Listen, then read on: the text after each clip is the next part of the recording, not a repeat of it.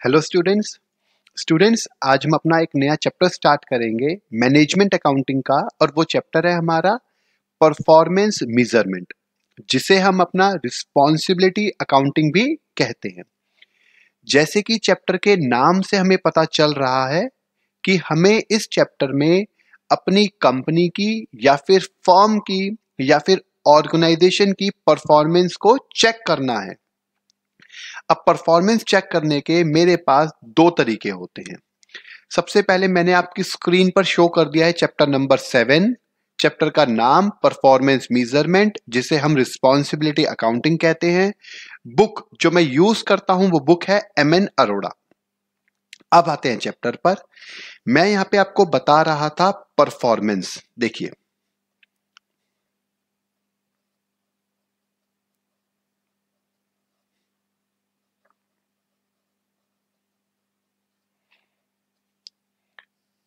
Performance, हमारे पास performance check करने के दो तरीके हैं। ध्यान से समझना इसे। सबसे पहला तरीका होता है ROI और दूसरा होता है RI। अब ROI क्या होता है? ROI होता है हमारा रिटर्न ऑन इन्वेस्टमेंट।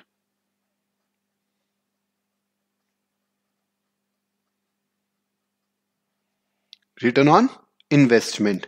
और RI क्या होता है? RI होता है रेजिडुअल इनकम।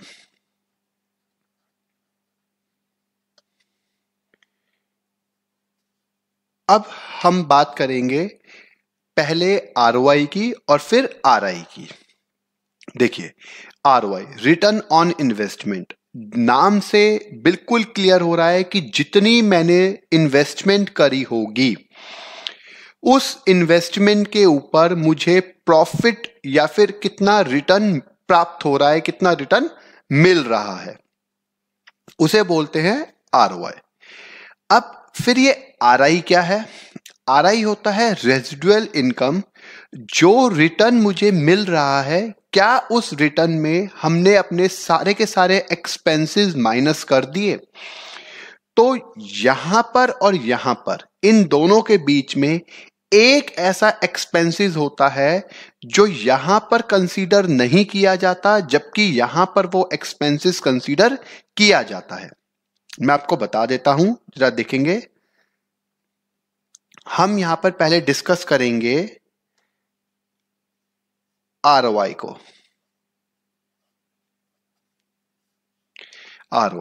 ROI का मैं एक फॉर्मूला लिखता हूं, जरा आप उसको देखेंगे। सबसे पहले यहां पर फॉर्मूला होता है प्रॉफिट अपॉन में इन्वेस्टमेंट।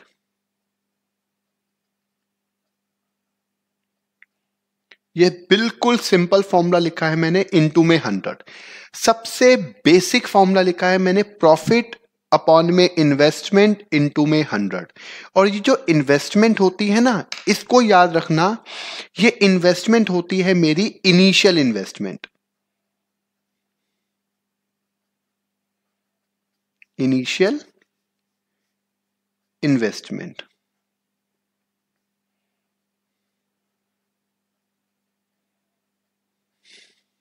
ठीक है। प्रॉफिट अपॉन में इन्वेस्टमेंट, और ये जो है हमारा होता है इनिशियल इन्वेस्टमेंट। अब क्या सिर्फ इनिशियल ही इन्वेस्टमेंट होती है? अब ये इनिशियल क्या है? इनिशियल कहते हैं शुरुआती, स्टार्टिंग की इन्वेस्टमेंट। ऐसा जरूरी नहीं है। अगर ये प्रॉफिट मुझे दे रखा है, एडिशनल प्रॉफिट दे रखा है, तो यहां पर भी मैं एडिशनल इन्वेस्टमेंट की बात करूंगा। अगर मुझे प्रॉफिट दे रखा है, इनिशियल इन्वेस्टमेंट के ऊपर प्रॉफिट दे रखा है, तो यहां पर मैं इनिशियल इन्वेस्टमेंट की बात करूंगा। मैंने अभी यहां पे सिर्फ प्रॉफिट लिखा है और यहां पे सिर्फ इन्वेस्टमेंट लिखा है, तो उस केस में हम इसे अपनी इनिशियल इन्वेस्टमेंट मानते हैं, स्टार्टिंग इन्वेस्टमेंट मानते हैं। जैसे मैंने आज बिजनेस स्टार्ट किया, आज बिजनेस स्टार्ट कर रहा हूं तो मैंने आज लगाए 10 लाख रुपीस और उस 10 लाख के ऊपर मैंने प्रॉफिट अर्न किया 1 लाख रुपीस, तो मेरी इनिशियल इन्वेस्टमेंट हो गई 10 लाख और इनिशियल प्रॉफिट हो गया 1 लाख रुपीस का। तो ये सिर्फ नॉर्मल प्रॉफिट अपॉन में नॉर्मल इन्वेस्टमेंट हो जाता है। इनिशियल मैं इसीलिए बोल रहा हूं क्योंकि शुरुआती है। कई बार हमारे को बोल रखा होता है एडिशनल प्रॉफिट अपॉन में एडिशनल इन्वेस्टमेंट, क्योंकि यहां पर हम बात करेंगे एडिशनल चीजों की। आप बिजनेस 10 साल से कर रहे हैं, आपने एडिशनल इन्वेस्टमेंट करी है, उस एडिशनल इन्वेस्टमेंट के ऊपर आपने एडिशनल प्रॉफिट कितना अर्न किया है। तो समझ में आ गया होगा, बेसिकली आरओआई होता है कितना आपने प्रॉफिट अर्न किया है अपनी इन्वेस्टमेंट को लगाकर। क्लियर है? इसको हम एक और नाम से बोल देते हैं जो इस चैप्टर में यूज करते हैं, वो होता है हमारे पास यही आरओआई ही। उसे बोलते हैं हम डिविजनल प्रॉफिट अपॉन में डिविजनल इन्वेस्टमेंट।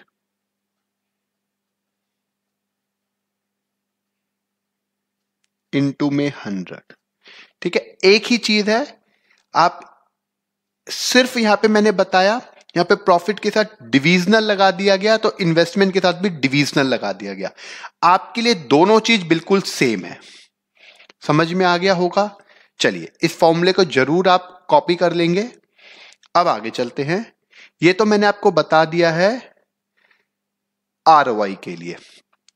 अब हम बात करेंगे यहां पर एक और या फिर सेकंड कॉन्सेप्ट की, जिसे हम बोलते हैं are I.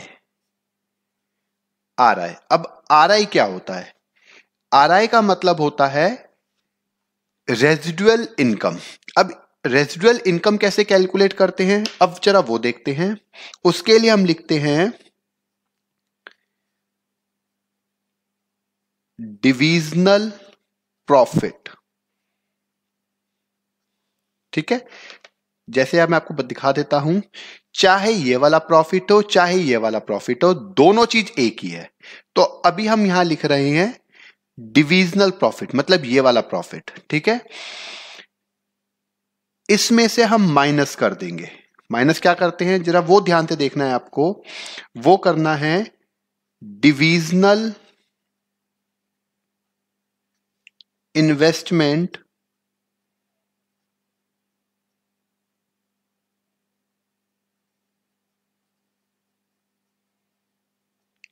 Divisional investment into में, डिविजनल इन्वेस्टमेंट इनटू में इंटरेस्ट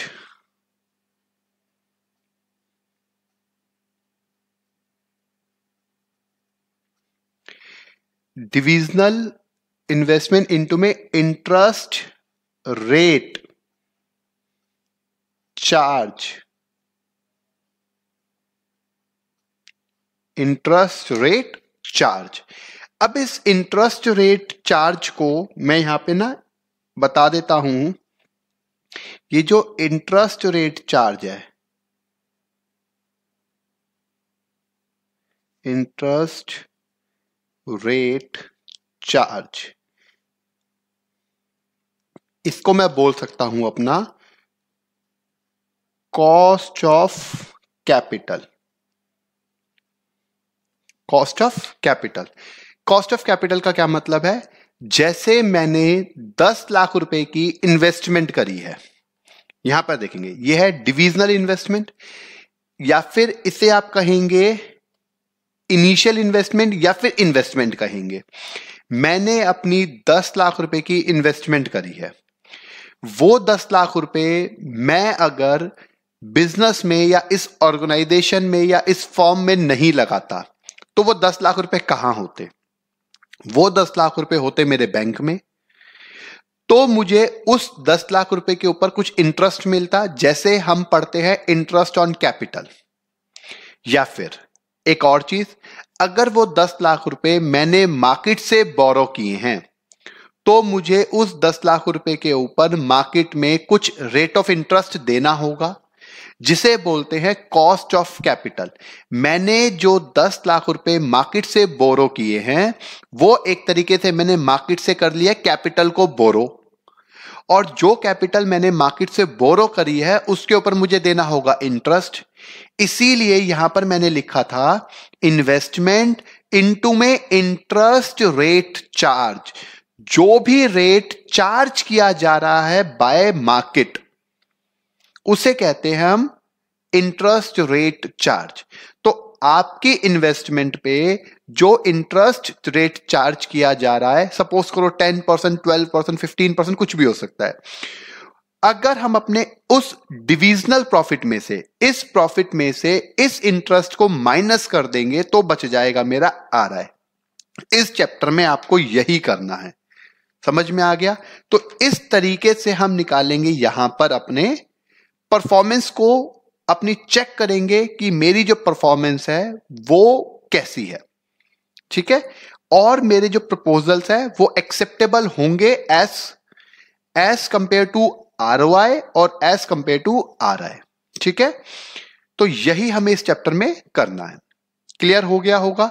फॉर्मूले जरूर ध्यान रख लें, इस फॉर्मूले को आप लिख भी ले अच्छे से। मैंने सबसे पहला फॉर्मूला आपको बताया है प्रॉफिट अपॉन में इन्वेस्टमेंट इनटू में 100, और इस इनिशियल इन्वेस्टमेंट को ही हम डिविजनल इन्वेस्टमेंट भी कहते हैं और इन्वेस्टमेंट भी कहते हैं। ठीक है? अब आगे बढ़ते हैं।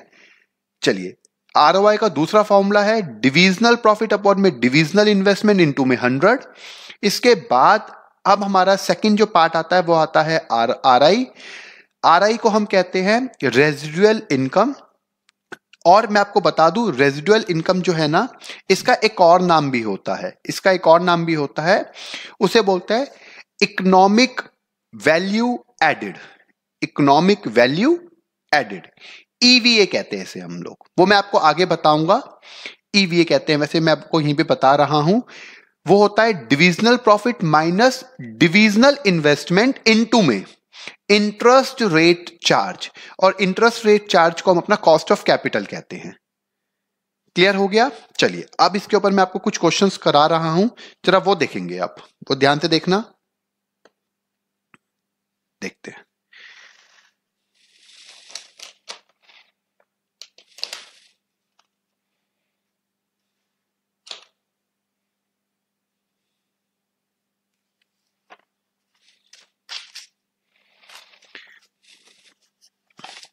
सबसे पहले प्रॉब्लम नंबर 1 देखेंगे, इसको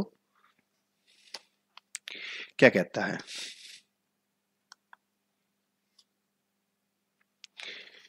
पढ़ते हैं। देखिए क्या है, यहां पर है ABC limited has 3 divisions A, B and C. The operating result of these of 3 divisions are as follow. क्या दे रखा है? सेल दे रखा है मुझे 5 lakh, 5 lakh and 10 lakh. Less cost, cost है 4 लाख, 3 लाख एंड 6 लाख। प्रॉफिट दे रखा है मुझे 1 लाख, 2 लाख एंड 4 लाख। इन्वेस्टमेंट है मेरे पास 3 लाख, 5 लाख एंड 15 लाख। मुझे निकालना है, you are required to determine ROI of 3 divisions and rank these divisions on the basis of their performance. ठीक है, सबसे पहले मुझे ROI निकालना है तीनों का, उसके बाद तीनों की परफॉर्मेंस को देखते हुए रैंक देनी है कि किस परफॉर्मेंस को मैं रैंक नंबर 1 दूंगा, 2 दूंगा और 3 दूंगा। सेकेंड पार्ट पे क्या बोला गया है? सेकेंड पार्ट पे बोला गया है डिटरमाइन रेजिडुअल इनकम, मतलब RI, इसे ना R1 लिख दिया है उन्होंने, RI कह सकते हैं या R1 भी कह सकते हैं, of the 3 divisions and rank them assuming cost of capital is 15%। यहां पे देखो दे रखा है कॉस्ट ऑफ कैपिटल, आप देखेंगे आपकी स्क्रीन पर, मैं आपको दिखा देता हूं, ये देखेंगे कॉस्ट ऑफ कैपिटल कितना दे रखा है, 15% का दे रखा है। क्लियर हो गया? चलिए, मैं अब आपको लिख के दिखाऊंगा तो शायद ज्यादा अच्छा क्लियर हो जाएगा और जल्दी क्लियर हो जाएगा। ठीक है, देखिए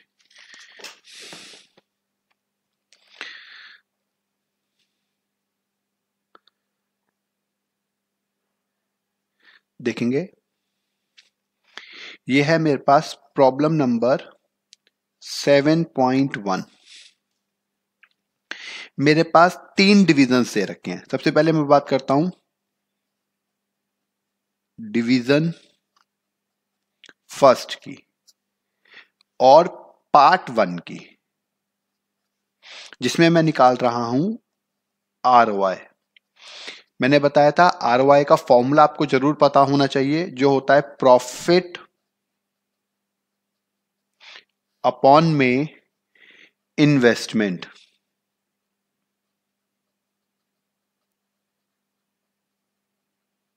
और इनटू में 100। ठीक है, चलिए ये परसेंटेज में निकलेगा। तो प्रॉफिट कितना दे रखा है? प्रॉफिट दे रखा है मुझे क्वेश्चन में, अगर मैं बात करूं, प्रॉफिट है 1 लाख और इन्वेस्टमेंट है 3 लाख। तो यहां पर आ गया प्रॉफिट मेरे पास है 1 लाख और इन्वेस्टमेंट है 3 लाख और इनटू में 100 कर देते हैं। तो ये आ जाएगा मेरे पास 33.33%। ये मेरे पास आ गया सबसे पहले ROI, फर्स्ट पार्ट। इसके बाद अब मैं सेकंड का चेक करूंगा। अब हम निकाल रहे सेकंड की ROI निकालेंगे और फॉर्मूला तो यही रहेगा, सिर्फ प्रॉफिट देखना है मुझे, प्रॉफिट कितना है। तो सेकंड में प्रॉफिट है 2 लाख और इन्वेस्टमेंट है 5 लाख। तो यहां पर हो जाएगा 2 लाख डिवाइडेड बाय 5 लाख और इनटू में 100। तो यहां पर ये हो गया 40%। ये आ गया ROI, ये सेकंड आ गया।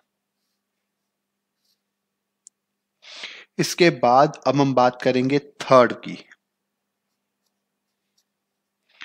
थर्ड में ROI क्या हो जाएगा, जरा वो देखते हैं।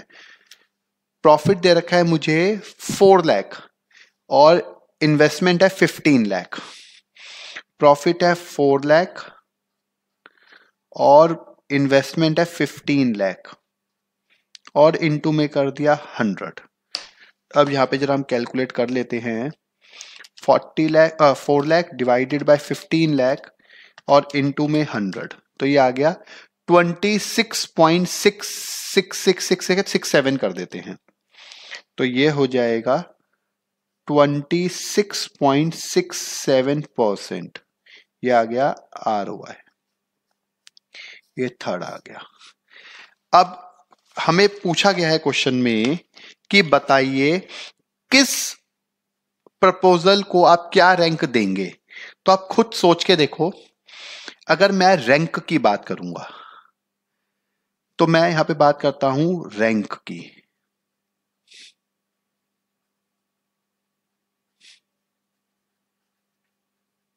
मैं रैंक क्या दूंगा आपको? रिटर्न ऑन इन्वेस्टमेंट, आपको जो रिटर्न आ रही है वो 33.3 की आ रही है, 40 की आ रही है, 26.67 की आ रही है।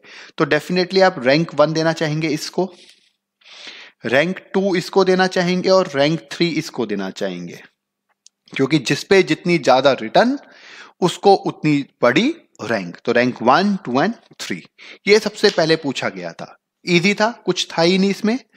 अब इसके सेकंड पार्ट में चलते हैं। रैंक तो हमें सेकंड पार्ट में भी देनी है, बट सेकंड पार्ट पे हमें निकालना है इसका RI। ये है 7.1 का सेकंड पार्ट और यहां पे निकालेंगे हम RI। जरा अब वो देखेंगे फर्स्ट प्रपोजल का। मैंने बताया था RI का जो फॉर्मूला पहले लिख देता हूं मैं यहां पे। मैंने बताया था प्रॉफिट, जिसे आप डिविजनल प्रॉफिट भी कह सकते हैं, प्रॉफिट कह सकते हैं, माइनस ब्रैकेट इन्वेस्टमेंट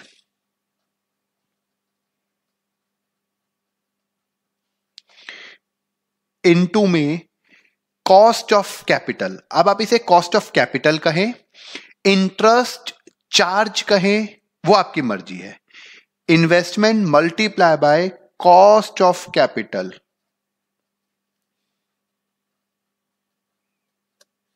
ठीक है, मैंने सबसे पहले अगर मैं आपको दिखा देता हूं, यहां पे लिखा था इंटरेस्ट रेट चार्ज या फिर कॉस्ट ऑफ कैपिटल वो इक्वल ही होता है। तो क्वेश्चन में नाम ही कॉस्ट ऑफ कैपिटल का दे रखा है तो एक ही बात है, ठीक है। आप इंटरेस्ट रेट चार्ज भी लिख सकते हैं। चलिए अब देखेंगे क्या होगा, जरा वो देखते हैं। फर्स्ट वाले का प्रॉफिट कितना है? फर्स्ट वाले का प्रॉफिट है 1 लाख रुपीज और इन्वेस्टमेंट है 3 लाख। 1 लाख का प्रॉफिट, 3 लाख का इन्वेस्टमेंट। तो यहां लिखते हैं प्रॉफिट है 1 लाख माइनस इन्वेस्टमेंट है 3 लाख रुपीज की, और इनटू में जो यहां पे बताया गया है इंटरेस्ट चार्ज, जो कॉस्ट ऑफ कैपिटल है वो दे रखा है 15% का। यहां पर आपको मैंने दिखा दिया है, तो यहां पर आ जाएगा इनटू में 15%। तो ये हो गया 1 लाख माइनस में 45,000, तो ये आ गया 55,000 का, ये आंसर आ गया, ये आ गई। अब हम बात करेंगे सेकंड पार्ट की। सेकंड पार्ट में देख लें जरा क्या दे रखा है। सबसे पहले प्रॉफिट देखो, प्रॉफिट दे रखा है 2 लाख रुपए का और इन्वेस्टमेंट है 5 लाख रुपीस की, ठीक है।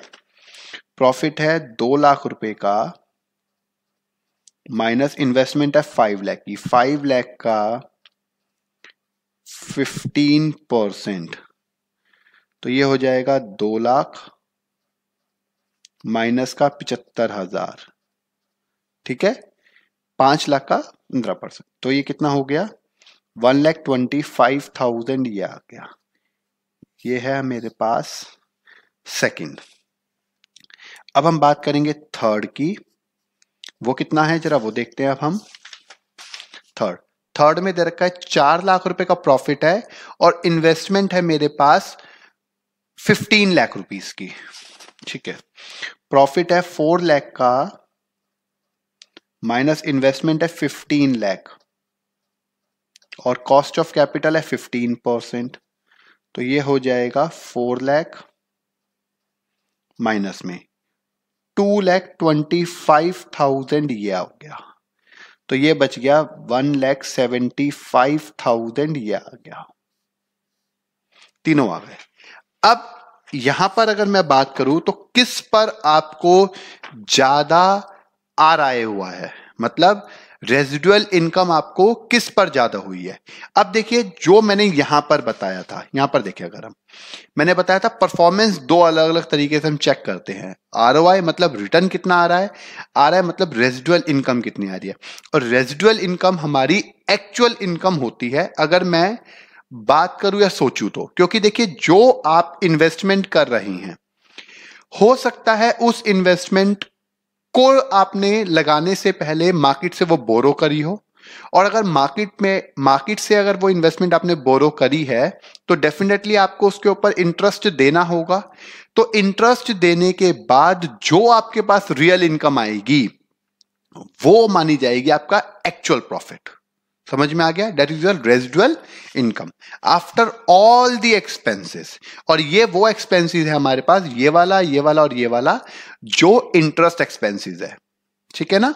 अब यहां पर अगर हमें रैंक देनी हो तो आप देख सकते हैं, मैं इस वाले को रैंक दूंगा, इसको मैं अपनी फर्स्ट, फिर इस वाले को दूंगा मैं रैंक अपनी सेकंड, और इस वाले को दूंगा रैंक अपनी थर्ड। ये हमारा क्वेश्चन था। समझ में आ गया?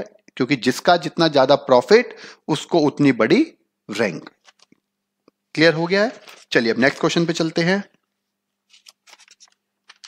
देखिए अब नेक्स्ट क्वेश्चन क्या कहता है हमारा। सेकंड क्वेश्चन चलो देखेंगे अब। 7.2 चेक करते हैं। देखो हमारे पास रखा है Xpro India limited has 3 divisions. It is considering to make additional investment. यहां पे देखिए एडिशनल इन्वेस्टमेंट दे रखा है। मैंने आपको बताया था समझाते टाइम पर कि एडिशनल इन्वेस्टमेंट होगा तो प्रॉफिट भी एडिशनल ही हम कंसीडर करेंगे। देखिए make additional investment in one of these divisions the relevant information is given below. क्या दे रखा है? Division X, division Y and division Z. ठीक है। एडिशनल इन्वेस्टमेंट है 5 लाख रुपीस की, 5 लाख रुपीस की एंड 5 लाख रुपीस की। Net profit on additional investment दे रखा है 70,000, 65,000 एंड 85,000। करंट आरओआई, अच्छा यहां पे ध्यान से देखना, हमें दे रखा है करंट आरओआई। एक आरओआई हमें ना निकाल के दे रखा है, मतलब ये उनका करंट आरओआई है। अब मुझे देखना होगा कि हमारा जो आरओआई है वो करंट आरओआई से कम है या ज्यादा है। अगर हमारा आरओआई जो हम यहां पे निकालेंगे, अगर हमारा आरओआई अगर करंट आरओआई से ज्यादा होगा तो हम प्रपोजल को एक्सेप्ट करेंगे। तब मैं आपको बताऊंगा डिवीजन एक्स या डिवीजन वाई या डिवीजन जेड में से कौन सी हम डिवीजन को एक्सेप्ट करेंगे या कौन कौन सी डिवीजन को एक्सेप्ट करेंगे। और सेकंड पॉइंट पर दे रखा है the cost of capital is 12% in which division should be investment be made. तो दोनों चीज पूछ लिया उसने एक तरीके से। पहले तो उसने मेरे से पूछ लिया आरओआई को कंपेयर करवाकर, और दूसरा कॉस्ट ऑफ कैपिटल देकर उसने पूछ लिया आरआई के बारे में। चलिए जी, क्वेश्चन हमने देख ही लिया है, डाटा हम देखते रहेंगे। सबसे पहले हम बात करते हैं, यहाँ पे प्रॉब्लम नंबर है ये मेरे पास 7.2। हम बात करते हैं पहले डिवीजन एक्स की और बात करेंगे आरओआई की। ठीक है, आरओआई की। अब वो क्या है जरा वो देखते हैं।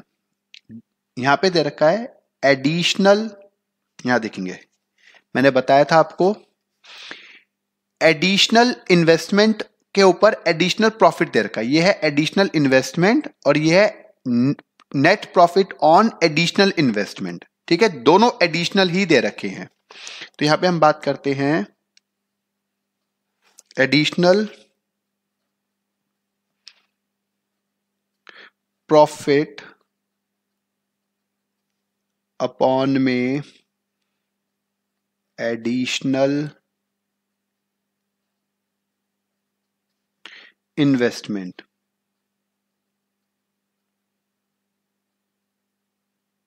और इनटू में 100।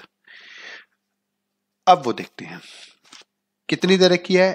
सबसे पहले दे रखी है 70,000 और 5 लाख। तो यहां आ गया 70,000 डिवाइडेड बाय 5 लाख और इनटू में 100। तो ये तो साफ साफ हो गया 14% का। ठीक है, अब एक चीज यहां पे देखना, यहां दे रखा है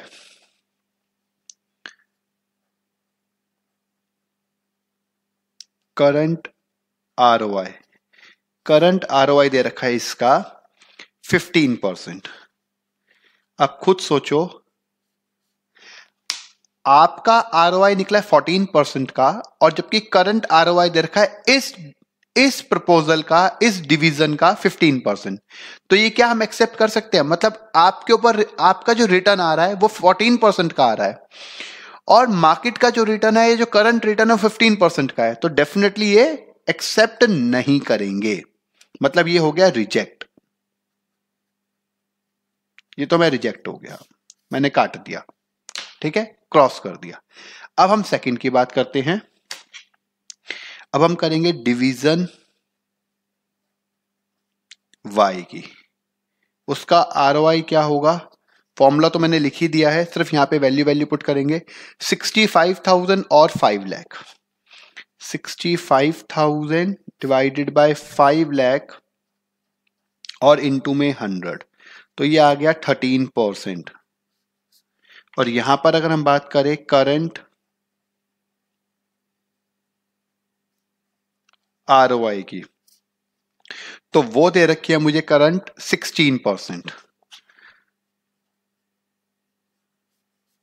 तो ये भी हो गई रिजेक्ट। ठीक है, ये भी रिजेक्ट कर दी मैंने। चलिए जी, अब इसके बाद लास्ट और फाइनल है, जरा उसकी बात करेंगे। वो क्या है? यहां पर है मेरे पास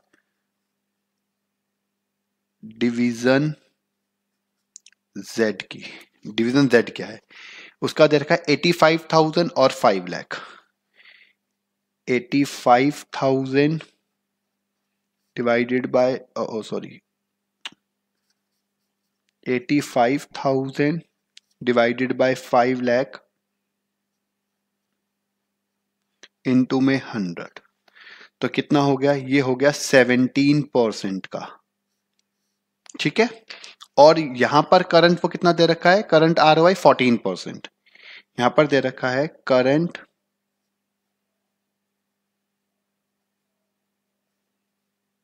आरओआई, करंट आरओआई है 14% का।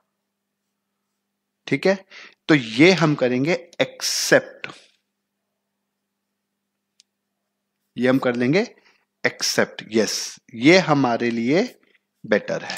तो यहां पर अगर हम बात करें कि डिवीजन जेड जो है उसी को हम एक्सेप्ट करेंगे, क्योंकि यहां पर जो आरओआई गिवन था करंट आरओआई वो 14% का, जबकि मेरा जो आरओआई आया है वो 17% का आया है।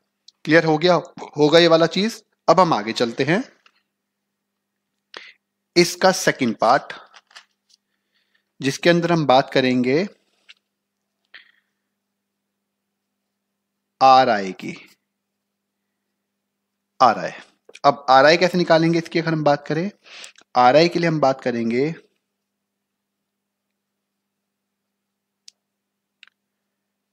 Additional profit minus, additional profit minus additional investment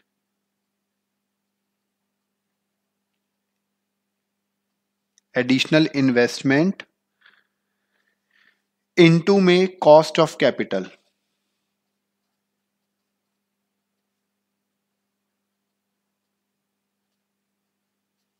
ठीक है, देखिए अब हम बात करेंगे पहले डिवीजन एक्स की, वो क्या हो जाएगा उसका निकालेंगे हम are I.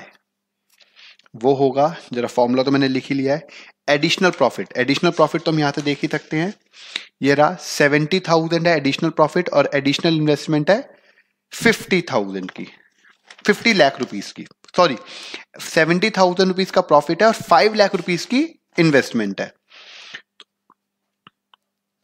70,000 minus 5 lakh rupees का कॉस्ट ऑफ कैपिटल देखना पड़ेगा, वो कितना है, कॉस्ट ऑफ कैपिटल दे रखा है मुझे 12% का, इनटू में 12% कर दिया, तो ये आ जाएगा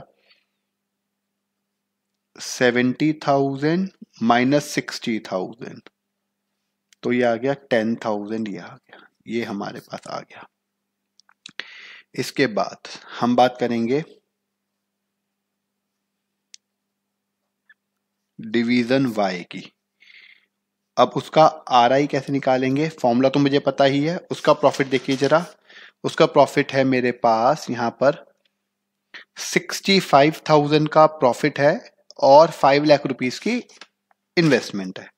65,000 का तो प्रॉफिट है, माइनस 5 लाख रुपीस के ऊपर 12%, तो 65,000 माइनस 60,000, तो इसका मतलब आ गया 5,000, ये मेरे पास सेकंड आ गया। और ऐसे ही लास्ट हम निकालेंगे जेड का, आर आई पे क्या हो जाएगा, जरा जेड का प्रॉफिट देखिए, वो देखेंगे अब हम। जेड का प्रॉफिट है 85,000 और 5 लाख रुपीस ही इन्वेस्टमेंट है। 85,000 माइनस 5 लाख रुपीस के ऊपर 12%, तो 85,000 माइनस 60,000, तो ये आ जाएगा 25,000, ये हमारे पास लास्ट आ गया। ठीक है, ये है मेरे पास। अब देखिए यहां मैं आपको दिखा देता हूं, 10,000, 5,000 एंड 25,000 ये दे रखा है। कंक्लूजन दे रखा है इन्होंने, additional investment should be made in division Z as per the given highest residual income. यहां पर मैंने बता दिया है हमारे पास रेजिडुअल इनकम किसकी सबसे ज्यादा है, डेफिनेटली सबसे ज्यादा इसके, तो यहीं पर मुझे प्रपोजल को अपने को एक्सेप्ट करना चाहिए। समझ में आ गया होगा। ये था मेरे पास सेकंड क्वेश्चन। अब हम चलते हैं इसके आगे। अब जरा उसकी बात करते हैं। देखिए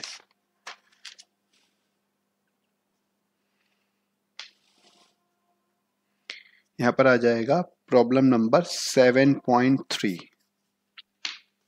देखेंगे क्या है, देखते हैं।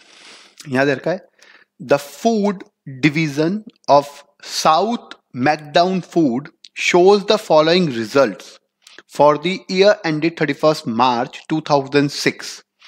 टर्नओवर दे रखी है 80 लाख रुपीस की, जिसके अंदर कॉस्ट है मटेरियल, लेबर, प्रोडक्शन ओवरहेड और अपोर्शन ग्रुप कॉस्ट, वो दे रखी है टोटल मिलाकर 40 लाख रुपीस की, मतलब टोटल कॉस्ट है 40 लाख की। टर्नओवर को कहते हैं हम अपना सेल। टोटल सेल हो गई मेरे पास 80 लाख रुपीस की, जिसकी टोटल कॉस्ट आ गई 40 लाख रुपीस की। इसका मतलब प्रॉफिट भी 40 लाख का हो गया। ये बात तो हमें समझ में आ गई भाई। Total sale minus total cost it means profit. चलिए आगे चलते हैं, वो बताएगा आगे क्या करना है। ठीक है जी। अब यहां पे देखेंगे क्या दे रखा है। अदर डिविजनल इंफॉर्मेशन में क्या दे रखा है, फिक्स्ड एसेट्स इन्वेस्टमेंट है 130 लाख, वर्किंग कैपिटल है 30 लाख। वर्किंग कैपिटल भी आपकी इन्वेस्टमेंट होती है, क्योंकि वर्किंग कैपिटल इनिशियली चाहिए। That is your initial investment as a working capital, शुरुआत में ही चाहिए होती है। याद रखना वर्किंग कैपिटल का मतलब होता है ऐसी कैपिटल जो आपको डेली रूटीन बेसिस पर चाहिए होती है किसी बिजनेस को, किसी ऑर्गेनाइजेशन को चलाने के लिए। ठीक है, उसे बोलते हैं वर्किंग कैपिटल। अकाउंट्स में हमने इसका कई बार फॉर्मूला पढ़ा है, current assets minus current liability होती है हमारी वर्किंग कैपिटल। ठीक है ना। चलिए देखते हैं, अब आगे चलते हैं।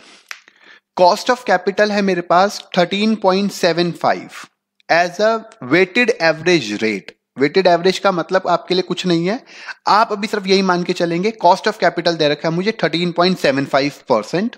ठीक है, of total capital employed. Total capital employed का मतलब हो गया fix assets plus working capital. जो भी आपकी कैपिटल लगी है टोटल, उसके ऊपर ये चार्ज किया जा रहा है। वैसे भी मैंने बता दिया है टोटल के ऊपर ही हम चार्ज करते हैं। Comment on the management performance of the division bye ROI और आरआई मेथड। आरआई को मैंने बताया था ईवीए मेथड भी बोलते हैं। ईवीए मैंने बताया था, यहां देखेंगे ईवीए होता है इकोनॉमिक वैल्यू एडेड। ठीक है, चलिए सबसे पहले तो हम यहां पे लिखेंगे अपना प्रॉफिट। प्रॉफिट होता है sale minus cost. Sale minus cost. Sale दे रखी है मुझे 80 लाख रुपीस की और कॉस्ट है मेरे पास 40 लाख रुपीस की, तो इसका मतलब 40 लाख रुपीस का ही हो गया मुझे प्रॉफिट। ठीक है, चलिए पहली चीज तो ये आ गई। अब हम बात करेंगे टोटल इन्वेस्टमेंट की।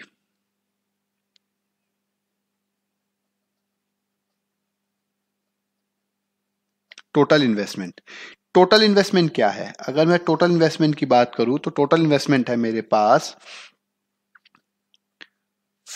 नाम पढ़ लेते हैं जरा क्या क्या दे रखा है। Fixed assets investment, fix assets investment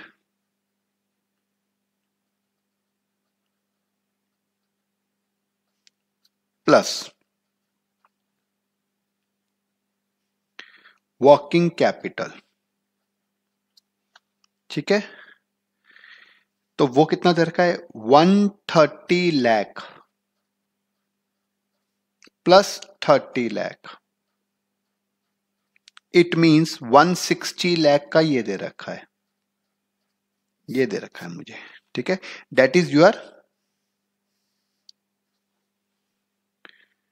your total investment. ठीक है, ये प्रॉफिट आ गया और ये आ गया आपके पास टोटल इन्वेस्टमेंट। अब मुझे क्या निकालना है, मुझे निकालना है सबसे पहले आरओआई। आरओआई। आरओआई का फॉर्मूला क्या होता है, मैंने जैसे बताया था, आरओआई होता है प्रॉफिट अपॉन में, याद रखना हम लिखते हैं टोटल इन्वेस्टमेंट, यहां पे टोटल इसलिए टोटल लिख दिया, अदरवाइज इन्वेस्टमेंट भी लिख सकते हो आप,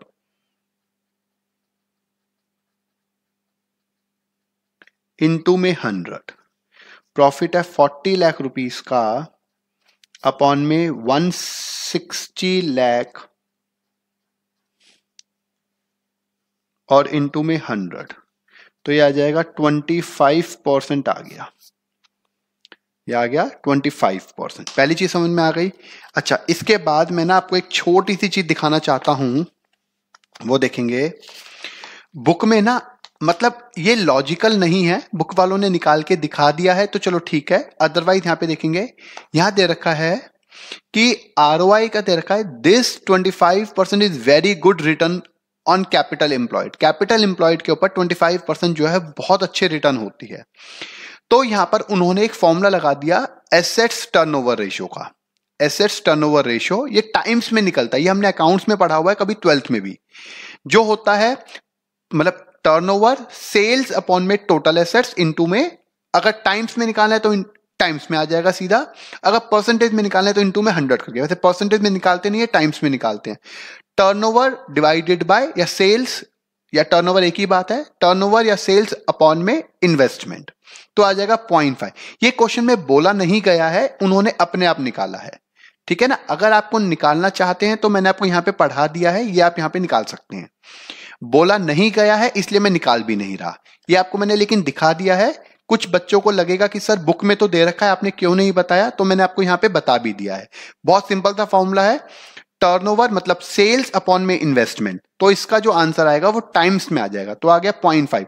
80 लाख क्योंकि सेल्स है और 160 लाख मेरी इन्वेस्टमेंट है, तो आ गया 0.5। क्लियर हो गया। अब हम निकालेंगे यहां पर आरआई। देखिए अब आरआई क्या होगा जरा उसकी बात करते हैं।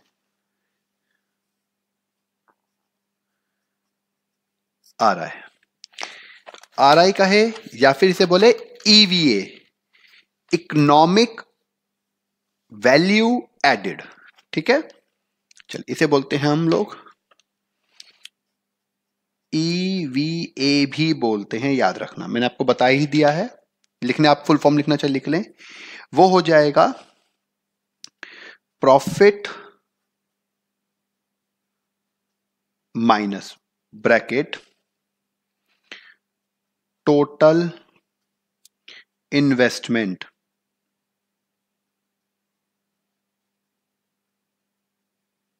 Minus cost of capital.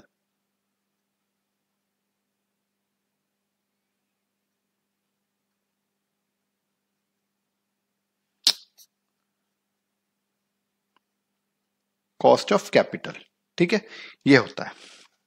चलिए देखेंगे प्रॉफिट कितना है। प्रॉफिट है मेरे पास 40 लाख रुपीस का, माइनस टोटल इन्वेस्टमेंट है 160 लाख की, इनटू में कॉस्ट ऑफ कैपिटल दे रखा है मुझे 13.75% का। कितना हो जाएगा जरा देख लेते हैं। 160 लाख ये हो गया, इनटू में 13.75%, तो ये एग्जैक्ट आ गया 22 लाख आ गया। तो 40 लाख माइनस 22 लाख, तो ये आ जाएगा 18 lakh. That is your RI, ये आंसर आ गया। आपको यहीं तक निकालना था। क्लियर हो गया होगा, ठीक है। और मैं आपको बताऊं ये हमारी बुक का लास्ट क्वेश्चन था, चैप्टर खत्म हो गया। इस चैप्टर में सिर्फ इतना ही करना है। क्लियर हो गया होगा। और ये हमारी बुक का लास्ट चैप्टर भी है, तो इसी के साथ हमारी ये पूरी की पूरी बुक भी खत्म। फिर भी अगर अभी तक जितना मैंने पढ़ाया है किसी को कोई डाउट आया हो तो वो मेरे से डिस्कस कर सकता है।